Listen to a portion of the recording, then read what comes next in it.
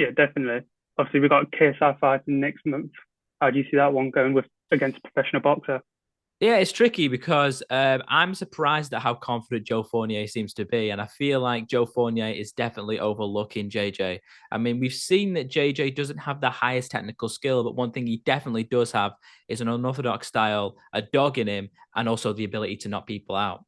Joe Fournier does have power, he does have skill, and obviously he went however many rounds, he went the distance with David Haye, former two-weight world champion, so he obviously was his mate. But ultimately, I don't think it's going to be a very easy fight for either of them.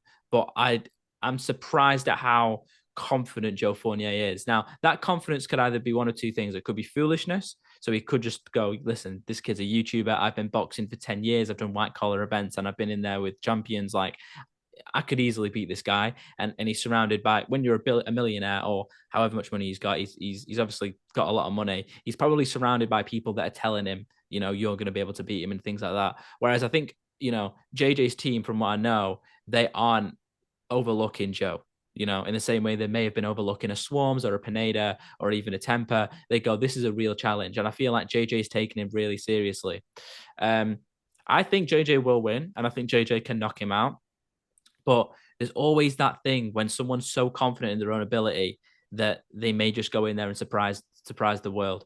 And I feel like Joe is going to be the biggest test for JJ purely based on the fact that he's confident in himself that he's going to win. And I don't think we've seen since JJ fought Logan somebody have that pure belief in themselves that they're going to win. I don't think Pineda had that. I don't think Swarmz had that. And I definitely don't think Temper had that. So it's the first time in a long time that someone's going to go in there against JJ and firmly believe they're going to win. So I think JJ should be able to knock him out, Yeah, but well, we'll see. like you said, confidence is a blessing and a curse at the same time. Obviously, you can be confident in your own abilities, but when you get into the ring, you can run into a shot that you didn't expect to get hit with. Exactly, and that's the thing. He's talking about like I don't even need to train. Apparently, he's only started recently, even training for the fight. And I mean, we've only got a matter of weeks now until the fight. So, if you fail to prepare, you'll prepare to fail, and that Yeah, might be the case. That might be the case with Joe. I do think JJ will knock him out, but it could be one of those because obviously the age is a factor as well. I mean, the guy is 40 years old. He's obviously living a life. He's traveling all over the place in a jet. I don't think he's taken seriously. Or actually, I know he's not taking training as seriously as JJ's taking it. So, I mean, we'll see how far that confidence can take him. and obviously, if it goes into the deeper rounds, not only just starts training, like you said, his gas tank will be able to translate the same way as JJ's will. Yeah, I mean, obviously that's another thing as well with the age. Um, JJ does have a great gas tank. We saw that in the first Logan fight when Logan was obviously very tired, and JJ still managed to throw big shots. Even in the second fight too, JJ recently hasn't had to go past the third round, so we'll see, how good he's been working on his conditioning with his coaches.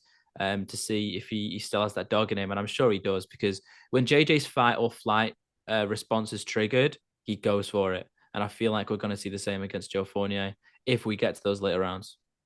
Obviously, on the same card as KSI, we have Deji vs Swarmz recently announced. How do you see that one playing out? I think Deji batters Swarmz. If I'm being honest, I feel like Yeah, Swarmz got very lucky against Ryan Taylor landing that shot that breaks his retina, and I think this has given him this sort of delusion that he is this like excellent boxer now. And obviously, we've seen him very impressively losing all that weight, which when it comes to boxing isn't always the best thing.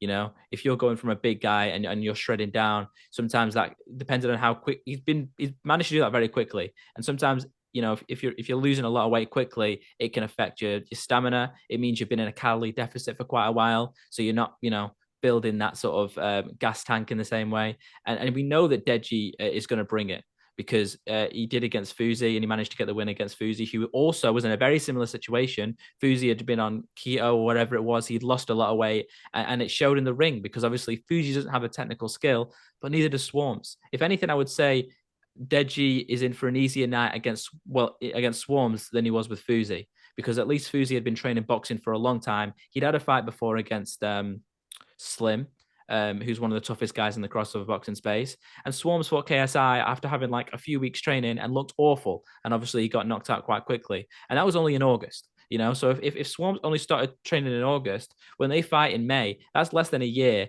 and obviously Deji's last fight was against Floyd Mayweather, which he didn't look good in, but at least he's been training at that highest level, and he's got a great team behind him in Leon and the people that are helping him out. So I'd be very, very, very surprised if Swarmz manages to beat Deji, and I feel like yeah, Deji will finish him quite comfortably. Like you said, the confidence that Deji would have was stepping in the ring against one of the greatest of all time, Floyd Mayweather, that will show in this fight. Yeah, exactly. I mean, like he's testing himself against the best, and although Deji managed to give him a black eye, so he's going to be able to land those shots on Swarmz, and I feel like Swarmz will lose his composure like he did against JJ the first time. He didn't have time to do that against Ryan Taylor in their fight because that one shot did break his retina or whatever it did to him. But I feel like that was probably an injury that the straw brought the camel's back when Deji landed, when Swarmz landed that shot. I don't think it was just Swarmz's brute power that did that to Ryan Taylor. So he's not going to get as lucky with Deji, or at least there's a very, very low chance that he's going to be able to.